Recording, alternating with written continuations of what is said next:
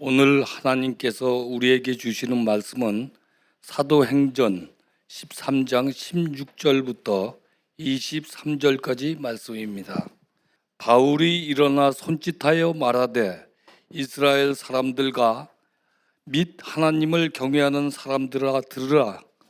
이 이스라엘 백성의 하나님이 우리 조상들을 택하시고 애굽 땅에서 나그네 된 그 백성을 높여 큰 권능으로 인도하여 내사 광야에서 약 40년간 그들의 소행을 참으시고 가나안 땅 7족속을 멸하사 그 땅을 기업으로 주시기까지 약 450년간이라. 그 후에 선지자 사무엘 때까지 사사를 주셨더니 그 후에 그들이 왕을 구하거늘 하나님이 베냐민 지파 사람 기스의 아들 사울을 40년간 주셨다가 폐하시고 다윗을 왕으로 세우시고 증언하여 이르시되 내가 이새의 아들 다윗을 만나니 내 마음에 맞는 사람이라 내 뜻을 다 이루리라 하시더니 하나님이 약속하신 대로 이 사람의 후손에서 이스라엘을 위하여 구주를 세우셨으니 곧 예수라. 아멘. 오늘은요, 저희가 하나님의 뜻을 이루어가는 사람이라는 제목으로 함께 하나님의 말씀을 나누려고 합니다. 제가 질문을 한 가지 드리려고 합니다. 대답은 안 하셔도 되고요. 한번 우리가 이 질문을 던지고 오늘 말씀을 함께 나누면 좋을 것 같아요. 자, 이렇게 한번 질문 던져보겠습니다. 어떤 사람이 제일 부러우세요? 이렇게 한번 질문을 옆에 분께 한번 해주시면 좋을 것 같아요. 시작.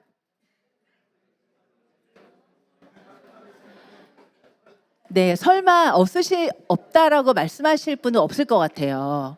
네, 우리에게는 다 누구나 부러운 존재가 있어요. 네, 다 있습니다.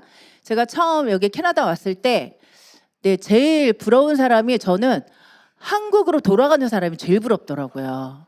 왜냐하면 그때가 그 코로나 막 터지기 2달 전에 제가 캐나다를 들어왔는데, 들어오자마자 2달 후에 모든 것들이 다 그냥 셧다운 되면서 토굴 같은 집에 계속 머물러 있었거든요. 한국 간다는 그 지인들이 있으면 너무 부러운 거예요. 그래서 밤마다 이게 비행기가 이렇게 가끔 한 대씩 하늘로 징 하고 이렇게 지나가는 그 소리나 지나가는 모습을 볼 수 있는데 그때마다 그 하늘을 멍하니 쳐다봤던 기억이 나요. 아, 영주권 다 필요 없고 아무것도 필요 없고 한국으로 다시 갈 수만 있으면 너무 좋겠다 하는 마음이 정말 많았는데 지금은 물론 아닙니다. 지금은 너무나 많은 사랑을 또 받고 또 너무나 많은 좋은 사람들도 만났고 또 하나님 이곳 가운데 또 뜻하신 그 계획하심이 있는 것을 또 알기 때문에 지금은 그런 마음이 가끔 한 번씩 가면 좋을 것 같아요. 이제는 가고 싶다는 생각은 없는 것 같습니다. 우리에게는 다 부러움의 대상이 있습니다. 제가 일일이 나열하진 않겠지만 아이가 너무 어린 엄마 아빠에게는 장성한 자녀가 있는 가정이 부러울 것이고요. 또 방금 말씀드린 것처럼 여기 정말 영주권을 취득하러 왔는데 4년, 5년이 지나도 취득하기가 너무 어려운 사람에게는 영주권을 가진 사람이 너무너무 부러울 것입니다. 또 연륜이 있으시고 연배가 있으신 어르신들은 내가 몸이 조금 더 건강했으면 그래서 나랑 나이가 비슷한데 너무 건강한 다른 누군가를 만나면 많이 부러울 것 같아요. 이렇게 우리는 누군가 부러워합니다. 네, 다 안 부러워하는 거 아니시죠? 네, 다 부러워합니다. 그런데 오늘 성경에서는요, 제가 정말 부러운 사람이 나옵니다. 네, 올해 들어서 저희 영유아 유치부에서 구약을 지금 함께 아이들과 공부하고 있는데요. 그중에서 우리 아이들이 제일 좋아하는 인물이 있어요. 누굴까요? 죄송합니다. 요셉도 물론 인기가 많은데요. 그렇죠. 골리앗을 무찔른 다윗이 가장 인기가 많습니다. 그래서 제가 특별히 그 다윗이 나오는 그 대목에서는 조금 더 집중해서 말씀을 좀 많이 봤어요. 어떻게 이 다윗을 아이들에게 잘 전달할 수 있을까. 그러다가 제가 다윗을 너무너무 사랑하게 됐어요. 그리고 그 다윗을 보면서 또 부러워지기 시작했어요. 왜냐하면 오늘 본문 말씀을 다시 한번 볼까요? 자, 처음 13장 16절부터 23절까지인데요. 제가 아래 부분만 읽어보겠습니다. 하나님께서 이새의 아들 다윗을 만나니 내 마음에 맞는 사람이라 내 뜻을 다 이루리라. 네, 이렇게 말씀하셨고요. 그 다음에 이어지는 내용은 하나님이 약속하신 대로 하나님의 뜻을 이루어 가신 걸 보여주세요. 그게 뭐냐면 이 사람의 후손에서 이스라엘을 위하여 구주를 세우셨으니 곧 예수라. 네, 하나님이 다윗을 향한 칭찬이 제가 본 성경의 어느 대목에 어느 누구에게 향한 칭찬보다 이처럼 더 완벽한 칭찬이 있을까라고 생각할 정도로 하나님이 다윗을 향한 그 사랑이 실로 놀라울 만큼 우리가 그것을 어떻게 알고 있냐면 다윗을 통해 하나님이 예수를 보내셨다라고 말씀하실 만큼 하나님은 다윗을 너무너무 사랑했다라는 거예요. 이 부분에서 저는 다윗이 너무 부러웠습니다. 다윗은 어떻게 그렇게 하나님의 사랑을 받을 수가 있었을까? 네, 우리는 골리앗 사건을 알죠. 또 몇몇 사건을 알아요. 그래서 그래, 나도 용감하게 겁내지 말고 두려워하지 말고 다윗처럼 어느 누가 와도 어떤 어려움이 있어도 물리쳐야지. 나도 다윗처럼 하나님이 말씀하시면 무조건 순종해야지. 우리가 여기까지는 알고 있어요. 하나님은 저도 다윗처럼 살게 해주십시오라고 우리도 많이 기도합니다. 그런데요, 우리가 이 부분을 조금 더 깊이 들어가 보면요, 우리도 할 수 있어요. 제가 깊이 들어가 봤더니 조금 깊이 들어가 봤더니 이렇게 하면 나도 하나님의 마음에 맞는 사람이 되겠구나. 이렇게 하면 하나님의 나를 통해서도 하나님의 정말 놀라운 뜻을 이루어 가실 수 있겠구나 라는 어떤 마음에 기쁨이 생겼어요. 그것을 오늘 우리 함께 나누려고 해요. 하나님은요, 다윗을 찾으셨어요. 그런데 다윗을 지명하여 찾은 것이 아니라 하나님의 뜻을 이루어갈 어떤 사람을 찾으셨어요. 그러다가 하나님이 드디어 이새의 아들 다윗을 발견하신 거예요. 시편 89편 20절을 보면요, 같이 읽어볼까요? 내가 내 종 다윗을 찾아내어 나의 거룩한 기름을 그에게 부었도다. 네, 하나님이요 찾으시는 거예요. 내 뜻을 이루어 갈 사람을 찾으시는 거예요. 지금도 찾으세요. 내 교회를 세워갈 사람을 찾으시는 거예요. 그리고 하나님은 그 사람을 찾으시면 하나님은 그 사람을 통해서 일하시는데 기가 막히게 일하십니다. 예, 조금 전에 저희가 이미 읽었죠. 하나님이 다윗을 찾으심에 그에게 기름을 부으시고 그를 통해서 예수님을 보내주신 놀라운 일을 우리가 보았어요. 여기서 우리가 꼭 기억해야 될 게 뭐냐면요, 하나님이 지금도 찾으신다는 거예요. 하나님의 뜻을 이루어 갈 사람을.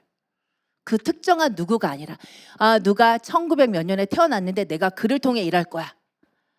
내가 그 사람을 태어나게 했고 그 사람이 잘 자라가도록 내가 그 사람을 매일매일 지킬 거야. 그리고 그 사람이 어느 정도 나이가 차면 내가 그 사람을 드디어 쓸 거야. 이런 계산법이 아니라 하나님이 찾으신다는 거예요. 모든 사람에게 동일한 마음을 주시고 동일한 축복을 주시고 동일한 성령의 은혜를 부어주시면서 그러나 그중에서 정말 나의 마음을 헤아릴 사람을 찾으신다라는 거예요. 지금도 찾으신다는 겁니다. 이 안에 누가 있을까? 내 뜻을 이루어갈 사람, 내 아픈 마음을 공감해 줄 사람, 하나님이 바라보는 그것을 같이 바라봐줄 그 사람을 하나님은 지금도 찾으신다는 거예요. 다윗이니까 하나님이 찾으셨겠지가 아니라는 겁니다. 하나님이 지금도 그 사람을 찾는데 그 사람은 어떤 사람? 하나님의 마음에 맞는 그 사람은요 내가 될 수도 있는 거예요. 다윗이 아니라 내가 될 수도 있는 거고요. 아니면 내 옆에 있는 당신이 될 수도 있는 거예요.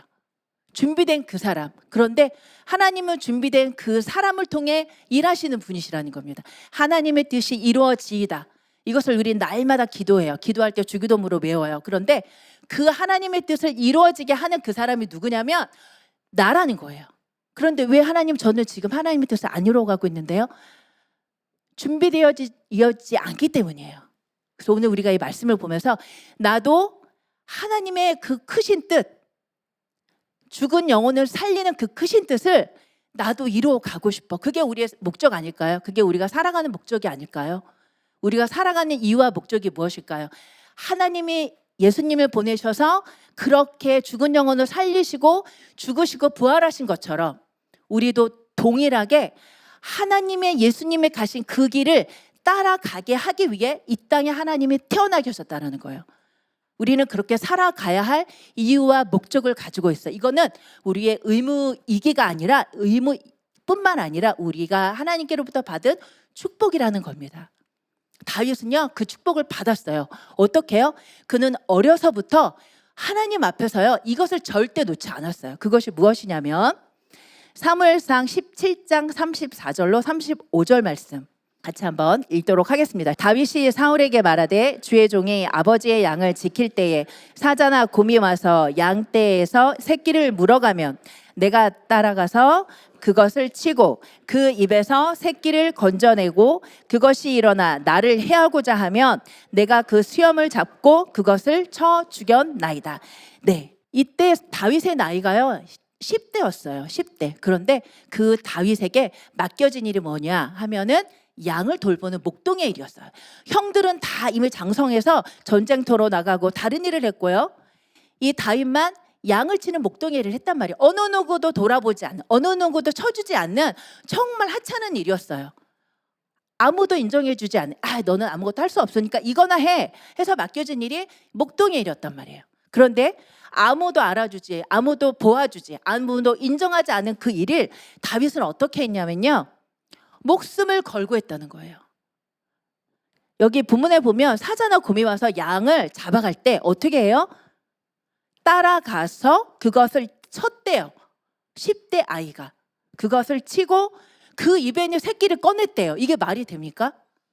저는 이게 상상이 안 갔어요. 그런데 얼마 전에 한 유튜브에서 어떤 그 영상 하나를 봤는데 강아지를 데리고 가던 강아지가 이제 끈이 길었나 봐요. 강아지가 강가로 가서 물을 먹으려고 강가로 이렇게 가다가 그 강가에 기다리고 있던 악어한테 팍 하고 먹혀버린 거예요. 그런데 그 주인이 어떻게 했냐면 제가 이걸 보고 다윗이 이랬겠구나 했어요. 그 주인이 어떻게 했냐면 막 달려가더니 악어가 이미 이 개를 강아지 같아요. 작은 강아지였는데 이것을 딱 물고는 물속으로 확 들어갔는데 그 찰나에 주인이 그 물로 뛰어들어가서 악어의 꼬리를 덥석 물고 악어 몸뚱이를 끄집어냈어요. 그리고는 악어 입을 쫙 벌렸어요. 그 영상을 아마 찾아보실 수 있을 거예요. 그러더니 그 안에 있는 그 강아지를, 저는 강아지인데 개인지 잘 모르겠어요, 꺼내서 바깥으로 빼더라고요. 그리고 그 악어를 막 때리니까 악어가 놀라서 도망갔어요. 제가 꾸며낸 얘기가 아니에요. 한번 찾아보세요. 진짜로. 제가 꾸며낸 얘기 같으신 거예요? 진짜로. 그래서 그걸 보고 다윗이 이랬겠구나. 그런데 이 남자는, 이 개의 주인은 엄청 큰 사람이었어요. 근데 다윗은 10대, 저보다 작았겠죠, 키가? 그 작은 다윗이 양 한 마리를 지켜내기 위해 사자와 곰과 싸웠다는 거예요. 사자와 곰 입속에 있는 양을 살리기 위해서 그 입을 찢었다는 거예요. 이건 말도 안 되는 일입니다. 이게 아무도 보지 않는 들판에서, 그리고 본인을 헤아려 하는 그 짐승들을 향해서 수염을 잡고 그것을 쳐서 죽였대요. 마치 무슨 신화에 나오는 내용 같아요. 근데 우리는 이 말씀이 정말 살아있는 실제로 있었던 말씀이라는 걸 다 믿습니다. 네, 다윗은요 자신이 해야 할 일을 하나님 앞에서 최선을 다해서 감당했어요. 어떻게 해요? 죽을 만큼.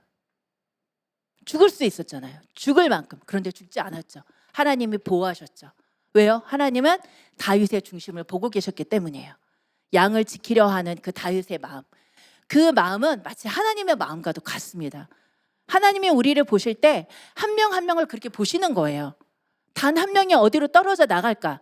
그 한 명을 위해서 99마리의 양을 뒤로 한 채 한 마리의 양을 찾기 위해서 밤낮없이 돌아다니며 헤매고 다니시는 그 하나님의 마음이 바로 이 다윗의 마음과도 똑같다는 거예요. 다윗은 하나님의 마음을 닮았습니다. 우리는 일상에서 어떻게 살아가세요? 우리 일상에서 이렇게 사력을 다해서 살아갈까요? 그렇게 살아가신다면 멋쟁이십니다. 우리는요, 하나님과 관련된 일이 아니라고 생각하면 대면대면 할 때가 너무 많아요. 그런데요, 우리가 정작 사력을 다해 살아가야 할 곳은요, 비단 교회가 아니에요. 교회는 서로 이해하고 용서하고 배려하고 충분히 열린 마음으로 서로를 바라보지만 우리가 정말 사력을 다해 사랑해야 할 곳은요, 이곳이 아니라 세상이라는 거예요. 우리가 가는 그 일터. 다윗은 그렇게 살았다는 거예요.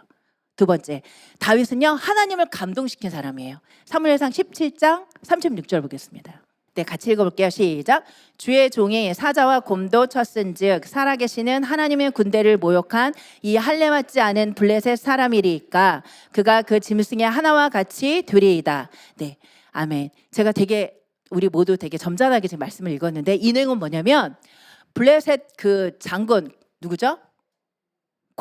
골리앗이 어떻게 이스라엘 그 군대 앞에서 막 하나님을 비아냥거리고 욕하고 이스라엘 군대를 막 얕잡아보는 너무나 모욕적인 말을 계속해요. 그런데 어느 누구도 블레셋 블레셋 장군 골리앗 앞에 나가지 못해요. 왜요? 무섭거든요. 죽을까봐 너무너무 무섭거든요. 그래서 감히 어느 누구도 그 소리에 대해서 한마디도 대꾸하지 못해요. 그런데 그때 다윗이 마침 형들의 음식을 가지러 그 전쟁터로 나가죠. 그런데 그 다윗이 보니까 골리앗이 어마무시하게 어이없는 말을 하고 있는 거예요. 내 하나님이 살아계시냐? 네 하나님이 살아계시면 어디 나와봐. 니들이 하나님이 계시면 나와서 나랑 한번 붙어보자. 그런데 다윗이 그 소리를 들었어요. 그리고 다윗이 어떻게 해요? 네, 아무것도 생각하지 않고 물맷돌 몇 개를 가지고요. 유치부 친구들은 다 빨리 말하는데요. 네, 빨리 말하는데 물맷돌 몇 개를 가지고요? 진짜 모르세요? 물맷돌 몇 개를 가지고요? 몇 개요? 5개를 가지고 전쟁터로 나가서 골리앗을 향해 물맷돌을 돌립니다. 그런데 그 전에 다윗이 사울에게 한 말씀이 오늘 방금 저희가 읽은 말씀이에요. 다윗은요, 너무너무 화가 났어요. 너무 분노했어요. 왜요? 감히 하나님을 향해서 이렇게 모욕적인 말을 한 그 골리앗을 다윗은 도저히 용납할 수 없었어요. 다윗은 자기의 키도 보지 않았어요. 자기가 들고 있는 게 아무것도 없다는 것도 알지 못했어요. 자기가 얼마나 작고 연약한 존재라는 것도 인식하지 못했어요. 다만 그가 화났던 건 내가 믿는 하나님, 내가 가장 사랑하는 하나님, 그 하나님이 저런 여기서 말하면 그 짐승이라고 표현하는 짐승 같은 저 사람에게 모욕을 당하는 걸 참을 수 없었던 거예요. 그래서 자신의 모든 걸 내어 걸고 달려간 거예요. 싸움터로. 다윗은 자기가 이길 거라는 믿음도 없었어요. 그리고 하나님이 자기를 도와줄 거라는 어떤 확신도 없었을 거예요. 그런 생각도 할 시간이 없었을 겁니다. 그런데 다윗은 전쟁터로 갔어요.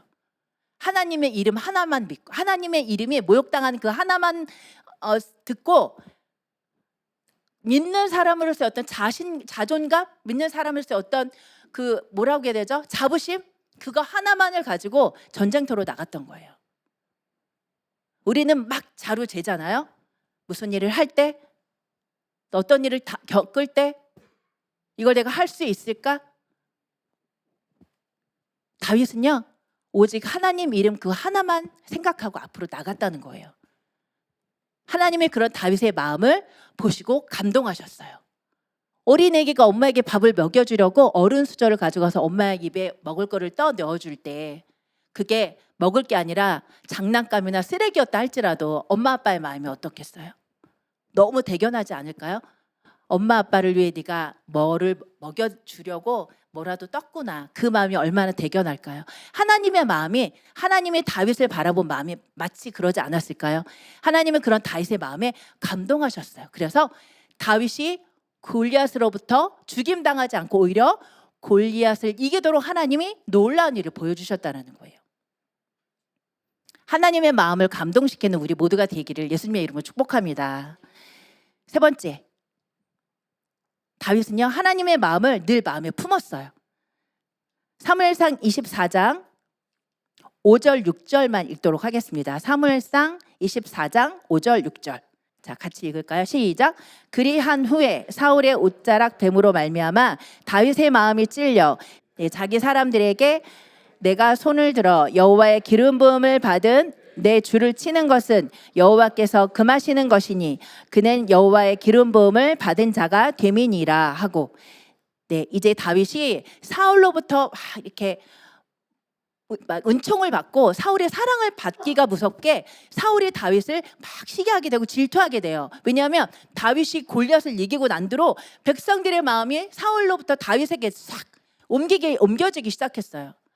백성들이 다윗을 너무 좋아하니까 사울이 다윗을 시기하기 시작합니다. 그래서 급기야는 다윗을 죽이려고 하죠.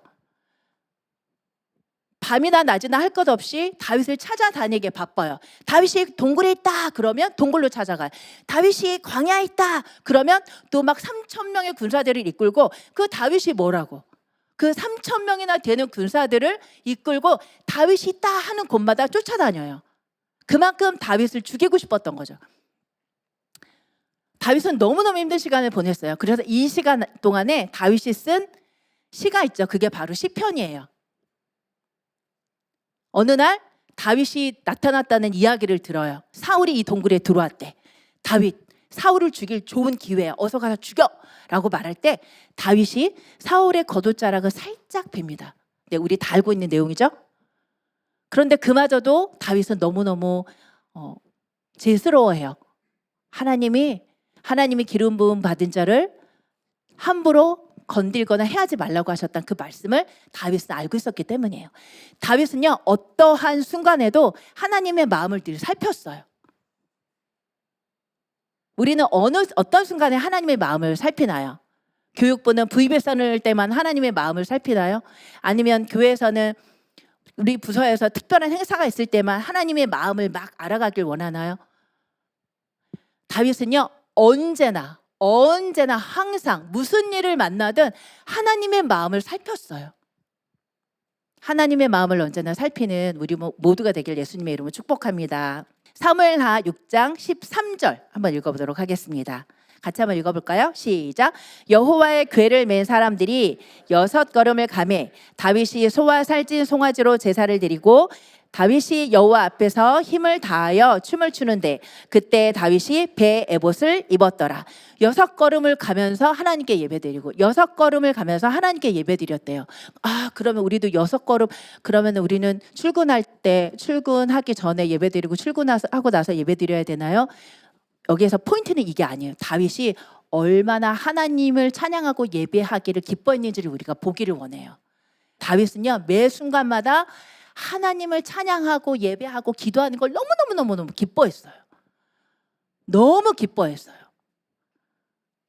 그래서 심지어 6걸음 이동할 때마다 하나님께 제사를 드렸다고 나와요. 그리고 다윗이 하나님 앞에서 얼마나 기뻐 춤추며 찬양을 했냐면, 다윗이 여호와의 궤를 들고 다윗성에 들어오려고 할 때 너무 기쁜 나머지 막 신나게 춤을 추다가 바지가 쭈르륵 하고 내려가요.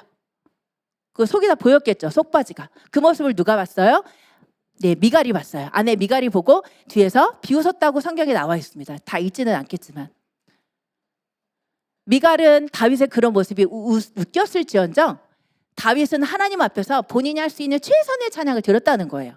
우리 예배 드릴 때 어디를 집중하고 예배 드립니까? 우리는 다른 사람의 예배 드리는 모습을 봅니까? 아니면 내가 예배 드리는 모습을 다른 사람이 보는 것을 의식합니까? 아니면 예배 드릴 때 설치되어 있는 시스템을 봅니까? 아니면 예배 드릴 때 찬양하는 찬양단을 주목합니까? 아니면 예배 드릴 때 예배가 언제 끝날까 시기를 집중합니까? 아니면 예배 끝나고 갈 다음 스케줄을 놓고 고민하십니까? 그런 예배는요, 하나님이 절대 받으시지 않으세요. 저희 영유아 유튜브에서도요, 아이들한테 마음이 없으면 하나님은 오늘 예배는 안 받으셔. 하나님이 받지 않는 예배는 안 드리는 게 나라고 얘기해요. 우리의 마음이 하나님께를 향하지 않는 예배는요, 정말 안 됐지만 하나님의 그 예배는 기억도 못 하신다고 말씀하세요. 다윗은 언제나 하나님 앞에서 예배했어요. 우리 모두가 예배할 때 다른 어떤 것이 아니라 하나님 앞에서 예배하는, 그래서 예배에 승리하는 우리 모두가 되기를 예수님의 이름으로 축복합니다. 네, 다윗은요, 또한 하나님께 절대 아까워하지 않았어요. 사무엘하 7장 1절 한번 볼까요? 다윗이 이렇게 많은 분량의 내용, 제가 한 건 거의 100분의 1도 얘기 못한 것 같아요. 다윗을 통해 우리가 닮아가야 할 부분이 너무나 많더라고요. 그래서 제가 다윗에게 반했다라고 말씀드린 거예요. 사무엘하 7장 1절을 한번 같이 읽어보겠습니다. 시작. 여호와께서 주의 모든 원수를 물리치사 왕으로 궁에 평안히 살게 하신 때에 왕이 선지자 나단에게 이르시되 볼지어다 나는 백향목 궁에 살거늘 하나님의 궤는 휘장 가운데 있도다. 네, 다윗이 이제 태평성대를 누렸습니다. 모든 어려움이 싹 지나갔어요. 그런데 그러면 우리는 어떻게 돼요? 보통 우리의 생리는 어때요? 평안하게 모든 게 다 안정이 되고 그러면 좀 다른 생각이 들어오잖아요. 그동안 바빠서 여행도 못 갔는데 이게 여행 가는 게 나쁘다는 게 아니라 다른 생각을 좀 하게 되잖아요. 내가 그동안 하나님께 바빠서 예배 못 드렸는데 너무 피곤해서 예배 드릴 때 졸았는데 이제 정말 멀쩡한 정신으로 하나님께 한번 집중적으로 최선을 다해 예배 드려 보리라 하는 마음보다는 너무 그동안 바빴어. 이제 딸 거 다 땄고 취득할 거 다 했으니까 이제 여기도 한번 가보고 저기도 한번 가볼까? 이런 마음이 우리 안에 더 쉽게 들어오기 쉽다는 거예요. 그런데요, 다윗은 평안할 그때에도 하나님을 생각했어요. 그리고 나는 이런 좋은 백향목으로 지어진 이 좋은 집에 이 좋은 궁궐에 사는데 하나님은 저 천막 안에 계시네. 하나님, 제가 하나님 위해서 성전을 지어드리겠습니다. 그런데요, 우리 다 알고 계시죠? 성전을 누가 지어요? 네, 다윗의 아들이 짓죠. 다윗의 아들이 짓죠. 네, 다윗의 아들 누가 짓나요? 솔로몬. 네, 감사합니다. 대답해 주셔서.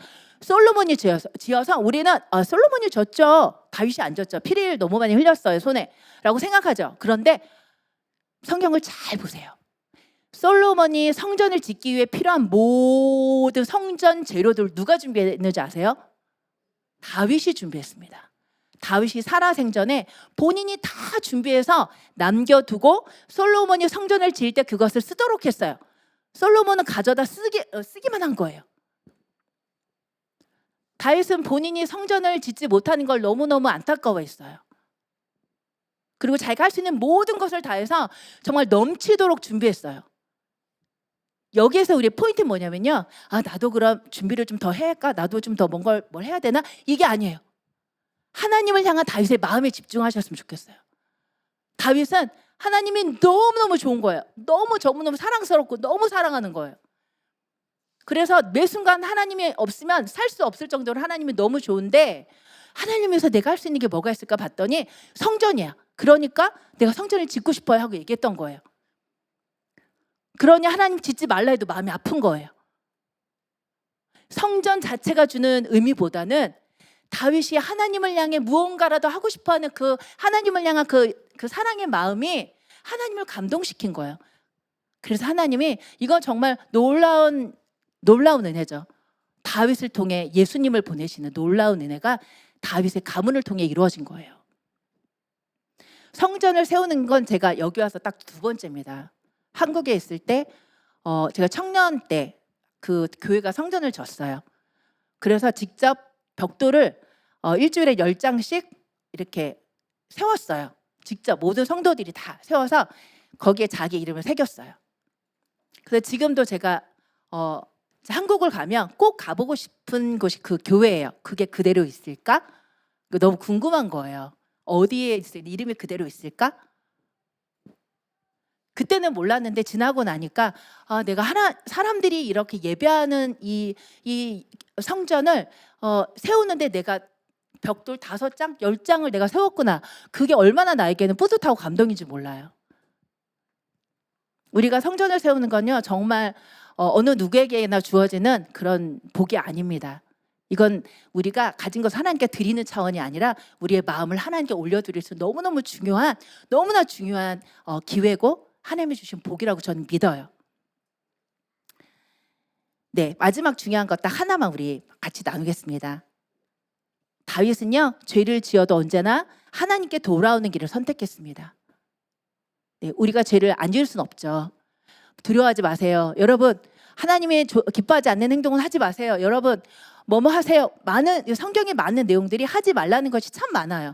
심지어 우리는 말씀을 들을 때도 서로 나눌 때도 하나님이 기뻐하지 않는 건 하지 않는 것이 하나님 기뻐하는 것을 우리가 하는 것을 늘 말하기 때문에 어떤 걸 해야 할지 어떤 걸 하지 말아야 할지 알고 있어요.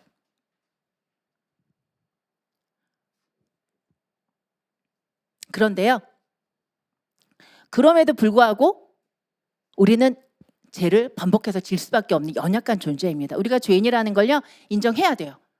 이걸 인정하지 않으면 그게 자기 의가 되는 겁니다. 내가 죄인인 게 맞아요. 그래서 우리는 죄를 질 수밖에 없어요. 그래서 하나님이 우리에게 너희가 죄인인 걸 내가 알아. 그래서 내가 기도라는 것을 너희에게 선물로 주었잖아. 회개라는 것을 선물로 주었잖아. 너희가 나에게 다시 돌아와서 하나님 잘못했어요. 제가 그때 그렇게 하면 안 됐는데 그렇게 했어요. 저 하나님 안에서 떠나가고 싶지 않아요. 저를 다시 받아주세요. 하나님이 언제나 우리를 받아주시죠. 다윗은요 일거일수적 다 나눌 수는 없지만 다윗이 잘못한 것도 엄청 많아요. 근데 저는 다윗의 좋은 것만 오늘 뽑아왔어요. 시간이 너무 없는데 좋은 것만 얘기하고 싶었어요. 다윗은요 많은 죄를 졌죠. 제가 짓지 않은 죄도 졌더라고요. 아주 그냥 잔인한 죄도 많이 졌죠.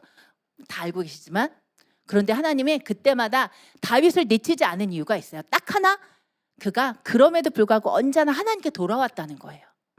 언제나 하나님께 자기의 마음 솔직하게 내어 놓았다는 거예요. 우리는 나이가 들고 경험이 쌓이면요 자꾸 감추게 돼요. 왜냐하면 상대방이 나를 얕잡아 볼까 봐, 아니면 창피해서. 그리고 내가 지금 이 자리에 있는데 내가 이 나이가 이건데, 저도 제 자녀들에게 미안하단 말 한 지 얼마 안 됐어요. 그 말을 그렇게 하기 싫더라고요. 왜냐하면 이 말하면 내 권위가 사라질 것 같은 거예요. 그래서 한동안 그 말을 안 하고 그냥 조용히 기도만 하고 하나님 잘못했어요 이렇게 했는데, 어느 순간 하나님 뻥 하고 때리셨어요. 미안하다고 말해.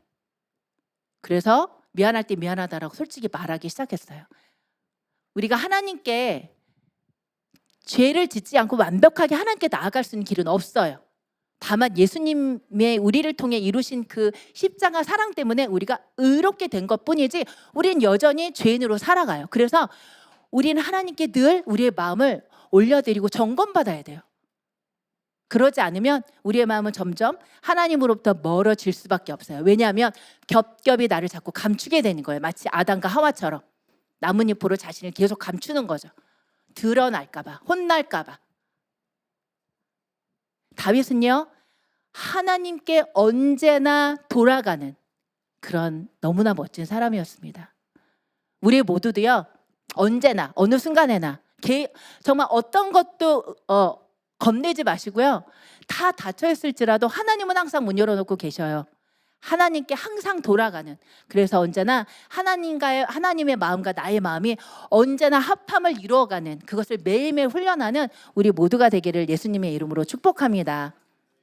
말씀을 마치겠습니다. 하나님의 뜻을 이루어가는 사람, 오늘은 다윗을 소개했습니다. 하나님의 뜻을 이루어가는 사람은요 하나님의 마음에 맞는 사람입니다. 하나님의 마음에 맞는 사람은요 날마다 하나님의 마음을 생각하는 사람입니다. 날마다 하나님 만나는 걸 기뻐하는 사람이에요. 그리고 날마다 잘못을 하나님 앞에 쪼르르륵 달려가서 고백할 줄 아는 사람이에요. 하나님 앞에서 우리 모두는 다 연약하고 어리고 작고 부족한 자녀고 죄인이기 때문이에요. 하나님, 사람들이 나를 어떻게 바라보는 것은 전혀 중요하지 않습니다. 내 옆에 있는 내 단짝이 나를 보고 어떻게 평가하는 것은 절대 중요하지 않아요. 내 남편이, 내 아내가 나를 보고 평가하는 건 물론 중요하죠. 하지만 그게 절대적인 건 아니에요.